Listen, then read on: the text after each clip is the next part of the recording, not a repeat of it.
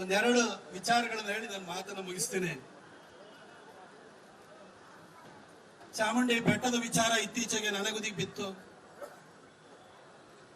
ಚಾಮುಂಡಿ ಬೆಟ್ಟದ ನಮ್ಮ ಈ ಸರಿ ದಸರಾದ ಉದ್ಘಾಟನೆಗೆ ಸರ್ಕಾರ ಬಾನು ಮುಸ್ತಾಕ್ ಅವರನ್ನ ಕರೆದ್ರು. ಬುಕರ್ ಅವಾರ್ಡ್ ಬಂದಿದೆ ಅವರಿಗೆ, ಟ್ರಾನ್ಸ್ಲೇಷನ್ಗೋಸ್ಕರವಾಗಿ ಬುಕರ್ ಅವಾರ್ಡ್ ಬಂದಿದೆ. ಅದ್ರ ಬಗ್ಗೆ ನಮಗೂ ಗೌರವ ಇದೆ.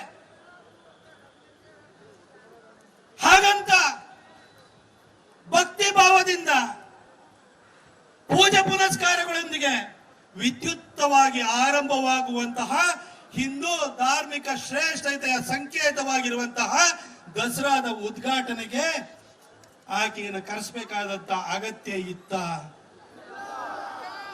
ಬಂಧುಗಳೇ, 2000 ನಾನು ನಮ್ಮ ಮಾಧ್ಯಮ ಮಿತ್ರರಿದ್ದಾರೆ, ನಿಮಗೆ ಒಂದೆರಡು ಪ್ರಶ್ನೆಗಳನ್ನು ನಿಮ್ಮ ಮುಖಾಂತರವಾಗಿ ಬಾನು ಮುಸ್ತಾಕ್ ಅವರಿಗೆ ಬಹಳಷ್ಟು ಕೇಳಿದ್ದೀನಿ. ಇನ್ನೊಂದೆರಡು ವಿಚಾರಗಳನ್ನ ನಾನು ಕೇಳಲಿಕ್ಕೆ ಬಯಸ್ತೀನಿ. ಬಂಧುಗಳೇ,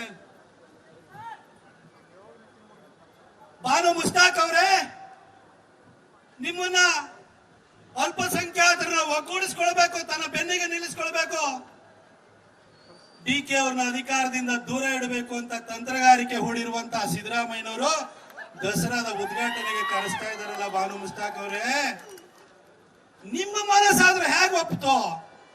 ಈ ಒಂದು ಉದ್ಘಾಟನೆ ಬರೋದಕ್ಕೆ ನಿಮ್ಮ ಆತ್ಮಸಾಕ್ಷಿ ಆದ್ರೂ ಹೇಗೆ ಒಪ್ಪಿಗೆ ಕೊಡ್ತು ಮೇಡಮ್ ಹೇಳಿ? 2023 ಜನಸಾಹಿತ್ಯ ಸಮ್ಮೇಳನದಲ್ಲಿ ಹೇಳ್ತೀರಿ,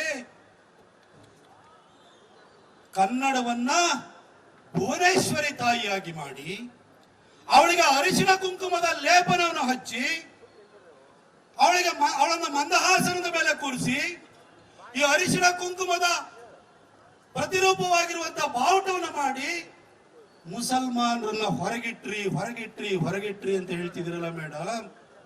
ಕನ್ನಡವನ್ನ ಭುವನೇಶ್ವರಿ ತಾಯಿಯಾಗಿ ಮಾಡಿ ಅರಿಶಿಣ ಕುಂಕುಮದ ಲೇಪನ ಹಚ್ಚುವ ಮುಖಾಂತರವಾಗಿ ಮುಸಲ್ಮಾನರನ್ನ ಕನ್ನಡದಿಂದ ಹೊರಗಿಟ್ರಿ ಅಂತ ಹೇಳ್ತಿರಲ್ಲ. ಕೊಡಗಿನ ಬ್ರಹ್ಮಗಿರಿನಲ್ಲಿ ಹುಟ್ಟುವಂತಹ ನದಿಯನ್ನ ನಾವು ಕಾವೇರಿಯಾಗಿ ಪೂಜಿಸಿ ತುಲಾ ಸಂಕ್ರಮಣದ ದಿನ ಆಕೆಗೆ ಬಾಗಿನವನ್ನು ಅರ್ಪಿಸಿ ನಾವು ಪೂಜಿಸ್ತೀವಲ್ಲ, ಆ ಕಾವೇರಿಯ ನೀರನ್ನು ಕುಡಿಬೇಕಾದ್ರೆ ನಿಮ್ಮ ಗಂಟಲಲ್ಲಿ ಇಳಿಯೋಲ್ಲ ಮೇಡಮ್. ಅದು ನಮ್ಮ ನದಿಗಳು ಕೂಡ ಇವತ್ತು ನಮ್ಮ ದೇವಿ ಸ್ವರೂಪದಲ್ಲಿ ಇದಾವೆ. ಕನ್ನಡವನ್ನ ಭುವನೇಶ್ವರಿ ತಾಯಿಯಾಗಿ ಮಾಡಿದಕ್ಕೆ ನೀವು ಮುಸಲ್ಮಾನನ ಹೊರಗಿಟ್ರಿ ಅಂತ ಹೇಳ್ತಿರಲ್ಲ. ನದಿಯನ್ನು ಕೂಡ ನಾವು ಕಾವೇರಿಯಾಗಿ ಪೂಜನೀಯಳಾಗಿ ಮಾಡಿದಿವಿ, ಆದ್ರಿಂದಲೂ ನೀವು ನೀರು ಕುಡಿತಾ ಇಲ್ವಾ ಮೇಡಮ್? ಕಾವೇರಿ ಬಿಡಿ, ಕಾವೇರಿ ಜೊತೆಗೆ ನೇತ್ರಾವತಿನೂ ಇದೆ, ಅರ್ಕಾವತಿನೂ ಇದೆ, ಶರಾವತಿನೂ ಇದೆ, ಕಾಳಿನೂ ಇದ್ದಾಳೆ, ತುಂಗನೂ ಇದ್ದಾಳೆ, ಭದ್ರನೂ ಇದ್ದಾಳೆ. ನೀವು ನೀರು ಕುಡಿತಾ ಇಲ್ವಾ ನೀವು ಮುಸಲ್ಮಾನರು? ಇದು ಗಟ್ಟಿ ಆಗಲ್ವಾ? ಈ ಭೂಮಿಯ ನೆಲದ ಸಂಸ್ಕೃತಿಯ ಪ್ರತೀಕಗಳಾಗಿ ನಾವು ದೈವಿ ಸ್ವರೂಪವಾಗಿ ದೇವಿಯ ರೂಪದಲ್ಲಿ ನಾವು ನದಿಗಳನ್ನು ಕಾಣ್ತೀವಿ. ನಮ್ಮ ಮನೆಯಲ್ಲಿ ಒಂದು ಪೂಜೆ ಆಗ್ಬೇಕು ಅಂತಂದ್ರೂ ಕೂಡ ಒಂದು ಜಲಮಂತ್ರವನ್ನ, ಯಾವುದೇ ದೇವಸ್ಥಾನಕ್ಕೆ ಹೋಗಿ ಜಲಮಂತ್ರವನ್ನು ಹೇಳ್ತಾರೆ ಗೊತ್ತಾ ನಿಮಗೆ? ಗಂಗೆ ಚ ಯಮುನೆ ಚೈವ ಗೋದಾವರಿ ಸರಸ್ವತಿ ನರ್ಮದೇ ಸಿಂಧು ಕಾವೇರಿ ಜಲಸ್ಮಿನ್ ಸನ್ನಿಧಿಂ ಕುರು ಅಂತ ಹೇಳ್ತಾರೆ. ಸಪ್ತ ಋಷಿಗಳು ಹೇಗೋ ಸಪ್ತ ನದಿಗಳನ್ನು ಕೂಡ ನಾವು ಅವನ್ನ ಜೀವ ನದಿ ಅಂತ ಹೇಳ್ತೀವಿ. ಆ ನದಿಗಳಿಗೂ ಕೂಡ ಅವನು ಕೂಡ ನಮ್ಮ ತಾಯಿಯ ರೂಪದಲ್ಲಿ ದೇವಿಯ ರೂಪದಲ್ಲಿ ಇವೆ. ಏನ್ ಮುಸಲ್ಮಾನರು ನೀರು ಕುಡಿತಾ ಇಲ್ವಾ? ಹಾಗಾದ್ರೆ ಅದನ್ನು ನೀವು ದೇವಿ ರೂಪದಲ್ಲಿ ಮಾಡಿದಿರಿ ಅಂತ ಹೇಳ್ತೀರಾ? ಏನು ಬಾನು ಮುಸ್ತಾಕ್ ಅವ್ರೆ, ಈಗ ಬಂದ್ ಹೇಳ್ತೀರಿ ತಾಯಿ ಚಾಮುಂಡಿನೇ ನನ್ನ ತರಿಸ್ಕೊಳ್ತಾ ಇದಾರೆ ಅಂತ. ನಿಮ್ಮ ದೇವರು ನೀವು ಆರಾಧಿಸುವಂತ ಅಲ್ಲಾಹು ನಿಮ್ಮನ್ನ ಮಸೀದಿಗೆ ಬಿಟ್ಟಿಲ್ಲ. ಇನ್ನು ನಮ್ಮ ಅರಿಶಿಣ ಕುಂಕುಮಧಾರಿಯಾಗಿರುವಂತಹ ತಾಯಿ ಚಾಮುಂಡೇಶ್ವರಿ ನಿಮ್ಮನ್ನು ಕರೆಸ್ಕೊಳ್ತಾಳ? ಏನ್ ಮೇಡಮ್, ಹೇಳೋದಕ್ಕೊಂದು ಅರ್ಥ ಬೇಕು. ನೀವೇನ್ ಸಾಹಿತ್ಯಕಾರರು ನಾಟಕಕಾರರು ಅಂತ ಗೊತ್ತಾಗ್ತಾ ಇಲ್ಲ. ನಾನು ಇನ್ನೊಂದು ಮಾತು ನಮ್ಮ ಹಿಂದೂಗಳು ಇದ್ರೆ ನಿಮಗೂ ಕೇಳಲಿಕ್ಕೆ ಬಯಸ್ತೀನಿ ಮೇಡಮ್. ಭಾನು ಮೇಡಮ್, ನೀವು ದಸರಾ ಉದ್ಘಾಟನೆಗೆ ತಾಯಿ ಚಾಮುಂಡಿಯ ಮೇಲೆ ಭಕ್ತಿ ಇಟ್ಕೊಂಡು, ಶ್ರದ್ಧೆ ಇಟ್ಕೊಂಡು, ನಂಬಿಕೆ ಇಟ್ಕೊಂಡು ಬರೋ ಮೊದಲು ನಮ್ದು ಒಂದು ಪ್ರಶ್ನೆ ಇದೆ ಮೇಡಮ್. ಇಫ್ತಾರ್ ಕೂಟಕ್ಕೆ ಹೋಗುವ ಹಿಂದೂಗಳಿಗೆ ಜಗದಕ್ಕೆ ಮೂಳ ಕೊಡೋ ಮೊದಲು ತಲೆ ಮೇಲೆ ಟೋಪಿ ಹಾಕುವ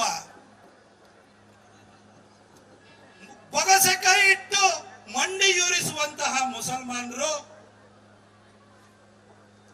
ನೀವು ಸೀರೆ ಇಟ್ಟು ಕುಂಕುಮ ಧರಿಸಿ ಕುಂಕುಮ ಹಾಕಿ ಮುಡಿಗೆ ಮಲ್ಲಿಗೆ ಹೂವನ್ನು ಹಾಕಿ ನೀವು ಬನ್ನಿ ಮೇಡಮ್, ನಾವು ಬೇಡ ಅಂತ ಹೇಳಲ್ಲ. ನಿಮ್ಮ ಇಫ್ತಾರ್ ಕೂಟಕ್ಕೆ ಸಿದ್ದರಾಮಯ್ಯನವ್ರು ಹೋಗ್ಲಿ, ಡಿ ಕೆ ಶಿವಕುಮಾರ್ ಅವರು ಹೋಗ್ಲಿ, ತಲೆ ಮೇಲೆ ಟೋಪಿ ಹಾಕ್ತಾರೆ ಅಲ್ವಾ? ಮೂಳೆ ಕೊಡೋ ಮೊದ್ಲು ತಲೆ ಟೋಪಿ ಹಾಕ್ತೀರಿ, ಬಡಿಸೋ ಮೊದ್ಲು ಬಗ್ಗಿಸಿ ಕೂರಿಸಿ ಬೊಗಸೆ ಕೈಯನ್ನು ಇಟ್ಟು ಮಂಡಿ ಉರಿಸ್ತೀರಿ ನೀವು. ಹಾಗಾದ್ರೆ ನಮ್ಮ ದಸರಾದ ಉದ್ಘಾಟನೆಗೆ ಬರೋ ಮೊದ್ಲು ನೀವು ಕೂಡ ಸೀರೆ ಇಟ್ಟು ಮಡಿ ಇಟ್ಟು ಮಲ್ಲಿಗೆ ಹೂವ ಮಡಿದು ಕುಂಕುಮ ಹಾಕಿ ಬನ್ನಿ ಮೇಡಮ್, ಅವಾಗ ಒಪ್ಕೊಳ್ತೀನಿ ನಿಮ್ಮನ್ನ.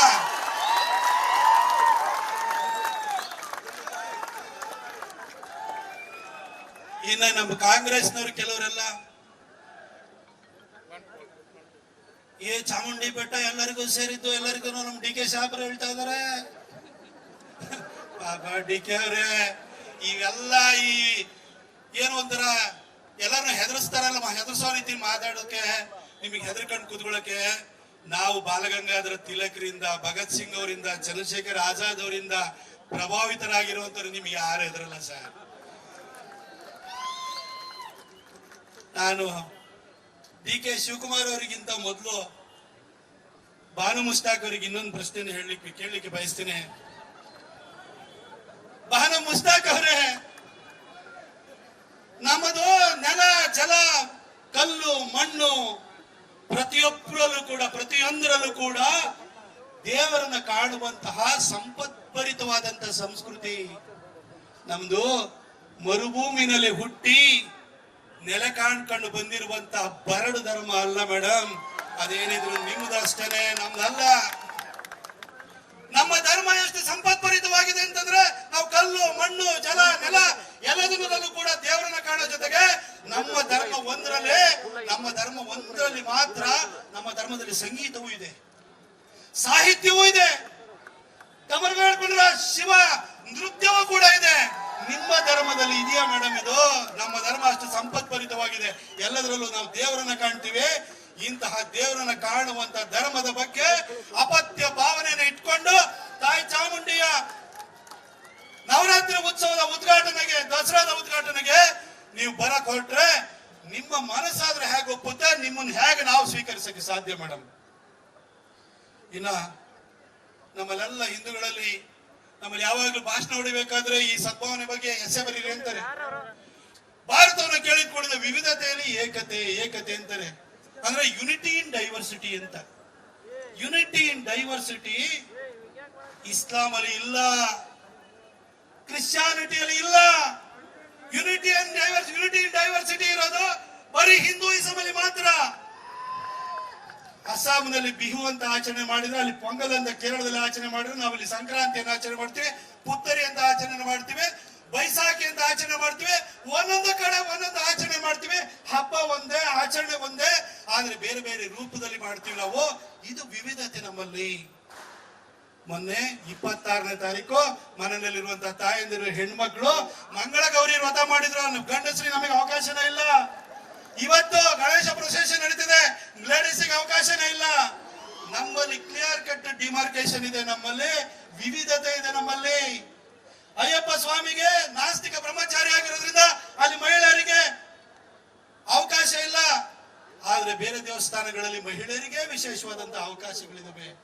ನಮ್ಮಲ್ಲಿ ದೇವರನ್ನ ಪೂಜೆ ಪುನಸ್ಕಾರಗಳಲ್ಲೂ ಕೂಡ ದೇವರನ್ನ ನಾವು ಮಹಿಳೆಯರಲ್ಲಿ ದೇವರನ್ನ ಯಾಕೆ ಕಾಣ್ತೀವಿ ಅಂತಂದ್ರೆ, ಬೆಳಗ್ಗೆ ಎದ್ದು ನಾವು ಒಂದು ಮಂತ್ರ ಹೇಳಿದ್ರೆ ಏನ್ ಹೇಳ್ತೀವಿ? ಕೆಳಗೆ ಎದ್ದು ಕೈಯನ್ನು ಮುಚ್ಚಿ ನಾವೇನ್ ಹೇಳ್ತೀವಿ? ಕರಾಗ್ರೆ ವಸತಿ ಲಕ್ಷ್ಮಿ, ಕರಮಧ್ಯೆ ಸರಸ್ವತಿ, ಕರಮೂಲೆ ಸ್ಥಿತೇ ಗೌರಿ, ಪ್ರಭಾತೆ ಕರದರ್ಶನಂ ಅಂತ ಹೇಳ್ತೀವಿ.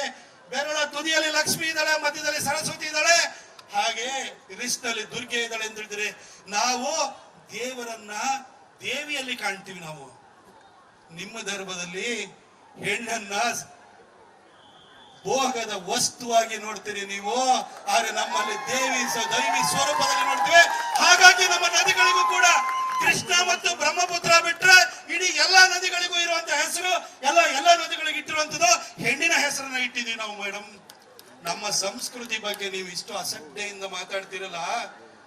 ನಾವೇನಾದ್ರೂ ನನಗೂ ಮೆಕ್ಕಾಕೋ ಮದಿನಾಕೋ ನಾನು ಹೋಗ್ಬೇಕು ಅಂತಂದ್ರೆ ನನಗೆ ನಂಬಿಕೆ ಇಲ್ದಲೆ, ನಾನು ಸುನ್ನತು ಮಾಡಿಸ್ಕೊಳ್ದಲೆ, ನಾನು ಕನ್ವರ್ಟ್ ಮಾಡ್ದಲೆ ಪ್ರವಾಸಿಗನಾಗಿ ನಿಮ್ಮ ಮೆಕ್ಕಾಕೋ ಮದೀನಾಕೋ ಬರೋದಕ್ಕೆ ನನಗೆ ಅವಕಾಶ ಮಾಡಿಕೊಡ್ತೀರಾ ಮೇಡಮ್? ಹಾಗಿದ್ಮೇಲೆ ನಮ್ದ್ರ ಮೇಲೆ ನಂಬಿಕೆ ಇಲ್ದಲೆ, ನಮ್ಮ ಅರಿಶಿನ ಕುಂಕುಮದ ಬಗ್ಗೆ ತಾತ್ಸಾರ ಭಾವನೆ ಇಟ್ಕೊಂಡು ನಮ್ಮ ಬೆಟ್ಟಕ್ಕೆ ಹೇಗೆ ಬರ್ತೀರಿ ನೀವು? ನಿಮ್ಮ ನಾವು ಹೇಗೆ ಒಳಗಡೆ ಬಿಟ್ಕೊಳ್ಬೇಕು? ಬಂಧುಗಳೇ, ಸಾಕಷ್ಟು ವಿಚಾರಗಳನ್ನು ಇನ್ನು ಮಾತಾಡ್ತಾ ಹೋಗ್ಬೋದು. ಆದ್ರೆ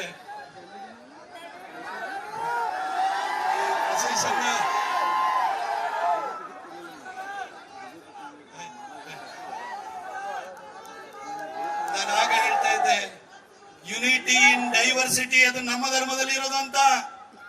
ಆದ್ರೆ ಇಸ್ಲಾಂ ಅಲ್ಲಿ, ಕ್ರಿಶ್ಚಿಯಾನಿಟಿನಲ್ಲಿ ಏನಿದೆ ಹೇಳಿ? ಮೆಕ್ಕಾದಲ್ಲಿರುವಂತಹ, ಮದೀನಾದಲ್ಲಿರುವಂತಹ, ಅರಬ್ನಲ್ಲಿರುವಂತಹ ಮುಸಲ್ಮಾನರನ್ನು ನೋಡಿ, ನಮ್ಮ ಹುಬ್ಬಳ್ಳಿನಲ್ಲಿರುವಂತಹ ಮುಸಲ್ಮಾನರನ್ನು ನೋಡಿ, ಇದೇ ಗಡ್ಡ, ಇದೇ ಟೋಪಿ, ಮೆಕ್ಕಾ ಕಡೆಗೆ ಮುಖ ಮಾಡಿ ಪ್ರಾರ್ಥನೆಯನ್ನು ಮಾಡ್ತಾರೆ. ಬೆತ್ಲೆಹೇಮ್ ಅಲ್ಲಿ ಇರ್ಬೋದು, ರೋಮ್ ಅಲ್ಲಿ ಇರ್ಬೋದು, ಕ್ರಿಶ್ಚಿಯನ್ ಇರ್ಬೋದು, ಅಥವಾ ಹುಬ್ಬಳ್ಳಿನಲ್ಲಿ ಕನ್ವರ್ಟ್ ಆಗಿರುವಂತಹ ಕ್ರಿಶ್ಚಿಯನ್ ಇರ್ಬೋದು, ಅವರ ಆರಾಧನಾ ಪದ್ಧತಿ ಒಂದೇ. ಅವ್ರದ್ದು ಯುನಿಟಿ ಇನ್ ಡೈವರ್ಸಿಟಿ ಅಲ್ಲ, ಯೂನಿಟಿ ಇನ್ ಯೂನಿಫಾರ್ಮಿಟಿ, ಒಂದೇ ತರ. ನಮ್ದು ಹಾಗಲ್ಲ, ನಮ್ದು ಯುನಿಟಿ ಇನ್ ಡೈವರ್ಸಿಟಿ. ಇಲ್ಲಿ ಹುಬ್ಬಳ್ಳಿಯವರು, ಇಲ್ಲಿ ನೋಡಿ, ನಾನೇ ಮೈಸೂರಲ್ಲಿ ಇದ್ದೇನೆ. ಆದ್ರೆ ಇಲ್ಲಿಯವ್ರದ್ದು ಹೇಗೆ ಅಂತಂದ್ರೆ, ಇಲ್ಲಿಯವರೆಲ್ಲ ವಿಜಯ ಕರ್ನಾಟಕದ ನಮ್ಮ ಸಂಕೇಶ್ವರ ಸಾಹೇಬ್ರ ಆ ಕೃಪೆಯಿಂದ ಹುಬ್ಳಿ ಧಾರವಾಡದ ಕಡೆ ಜಾಸ್ತಿ ಜನ ಎಂಪ್ಲಾಯೀಸ್ ಇದ್ರು. ಅವ್ರ ಜೊತೆ ಸೇರಿ ಇವತ್ತು ಮೈಸೂರಲ್ಲಿ ಸಿಟ್ಟು ಬಂದು ಬೈದ್ರೆ, ಬೈಗಳೇನಾದ್ರು ಬಾಯಿ ತೆಗೆದ್ರೆ ಬರೀ ನಿಮ್ದೇ ಬರ್ತವೆ ಶಬ್ದಗಳು. ಹಂಗೆ ಆದ್ರೆ ನಮ್ಮ ಮೈಸೂರಲ್ಲಿ ಇವನ್ ಯಾಕೆ ಹಿಂಗ್ ಬೈತಾನೆ, ಇಂಥದ್ದು ಯಾವ ಶಬ್ದ ಅಂತ ಕಳಿಸ್ತಾರೆ. ಆಯ್ತಾ? ಹಂಗಿರ್ತ ನಮ್ಮ ಪರಿಸ್ಥಿತಿ. ಆದ್ರೆ ನಮ್ಮಲ್ಲಿ ಒಂದೊಂದು ಜಾಗಕ್ಕೆ ಹೋದ್ರೂ ಕೂಡ ಒಂದೊಂದು ಸೊಗಡಿದೆ, ಭಾಷೆಗೆ ಒಂದೊಂದು ಫ್ಲೇವರ್ ಇದೆ, ಡೈವರ್ಸಿಟಿ ಇದೆ ನಮ್ಮಲ್ಲಿ. ಅದು ನಿಮ್ಮಲ್ಲಿ ಇಲ್ಲ. ನಿಮ್ಮಲ್ಲಿ ಒಂದೇ. ಅವರು ಅರೇಬಿಕ್ ಎಲ್ಲ ಕಲಿತಾರೆ, ನೀವು ಅರೇಬಿಕ್ ಎಲ್ಲ ಕಲಿತೀರಿ. ಆದ್ರೆ ನಮ್ಮಲ್ಲಿ ಆಗಲ್ಲ. ಒಂದೊಂದು ಭಾಷೆನೂ ಬೇರೆ ಇದೆ, ನಮ್ಮಲ್ಲಿ ಆಚಾರ ವಿಚಾರಗಳು ಬೇರೆ ಇದೆ. ಆದ್ರೂ ನಂಬಿಕೆ ಮಾತ್ರ ಒಂದೇ ದೇವರಲ್ಲಿ, ನಮ್ಮಲ್ಲಿ ಮುಕ್ಕೋಟಿ ದೇವರಲ್ಲಿ ಇದೆ. ನಾವು ಈಶ್ವರನ ನಂಬೋರನು ಹಿಂದೂಗಳೇ, ವಿಷ್ಣುನ ನಂಬೋರ ಹಿಂದೂಗಳೇ. ಯಾರನ್ನ ನಂಬಿದ್ರು ಕೂಡ ಹಿಂದೂಗಳಾಗಿದ್ರೆ ನಮ್ಮ ಕನ್ನಡ ಕಲ್ಚರ್ ಅನ್ನೋದನ್ನು ಕೂಡ ಆ ತಾಯಿ ಭುವನೇಶ್ವರಿ ಇದಲ್ಲ, ಭುವನೇಶ್ವರಿ, ಭುವನ ಭೂಮಿ ಇದು. ಭುವನೇಶ್ವರಲ್ಲಿ ಮೇಲ್ಗಡೆ ಹೋದ್ರೆ ನಾವು ಭಾರತಾಂಬೆ ಅಂತ ಹೇಳ್ತೀವಿ, ಇಲ್ಲಿ ಕನ್ನಡಾಂಬೆ ಅಂತ ಹೇಳ್ತೀವಿ. ಪಾರ್ವತಿಯ ವಿವಿಧ ರೂಪಗಳು.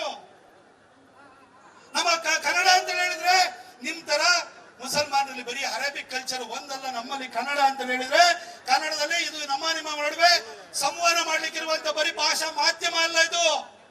ಕನ್ನಡದಲ್ಲಿ ಕನ್ನಡ ಸಂಸ್ಕೃತಿ ಇದೆ, ನಮ್ಮ ಪ್ರಕೃತಿಯ ಸೊಬಗು ಇದೆ, ನಮ್ಮ ನದಿಗಳಿದಾವೆ, ನಮ್ಮ ಅಣ್ಣಮ್ಮ ದೇವಿ ಇದ್ದಾಳೆ, ನಮ್ಮ ಎಲ್ಲಮ್ಮನೂ ಇದ್ದಾಳೆ. ನಮ್ಮಲ್ಲಿ ಮಂಟೆ ಸ್ವಾಮಿ ಇದ್ದಾರೆ, ಮಹದೇಶ್ವರನು ಇದ್ದಾಳೆ, ತಾಯಿ ಚಾಮುಂಡಿ ಇದ್ದಾಳೆ, ಶ್ರೀಕಂಠೇಶ್ವರನು ಇದ್ದಾನೆ, ಹೀಗೆ ಭುವನೇಶ್ವರಿನೂ ಇದ್ದಾಳೆ. ಬಂಧುಗಳೇ, ಇದೆಲ್ಲ ಸೇರಿಯ ಕನ್ನಡ ಸಂಸ್ಕೃತಿ ಅಂತಾಗಿರೋದು.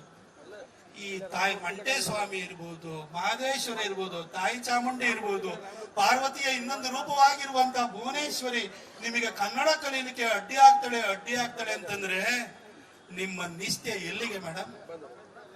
ನಿಮ್ಮ ಜೊತೆ ಇರುವಂತ ನಿಮ್ಮ ಸಹಧರ್ಮೀಯರು ಇದಾರಲ್ಲ, ಅವರ ನಿಷ್ಠೆ ಎಲ್ಲಿಗೆ? ನಮಗೆ ಜನ್ಮಭೂಮಿನೂ ಇದೆ, ಪವಿತ್ರ ಭೂಮಿನೂ ಇದೆ.